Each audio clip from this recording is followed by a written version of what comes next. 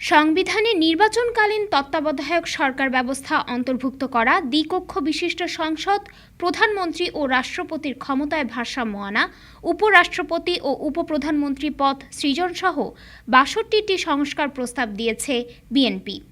২৬ November সকালে জাতীয় সংসদ ভবনে সংবিধান সংস্কার কমিশনের কাছে নিজেদের লিখিত প্রস্তাব জমা দেয় দলটি।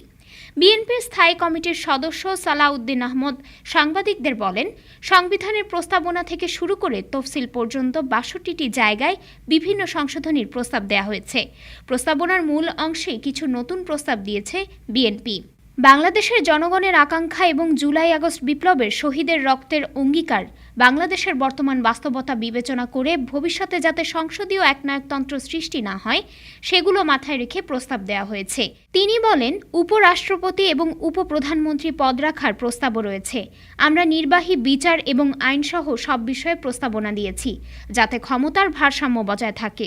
বিএনপি নেতা জানান, এসব প্রস্তাবনা সংবিধান সংস্কার কমিশন সরকারের কাছে উপস্থাপন করবে এবং কোনো বিষয়ে দ্বিমত থাকলে পরবর্তীতে নির্বাচিত সরকার সিদ্ধান্ত নেবে।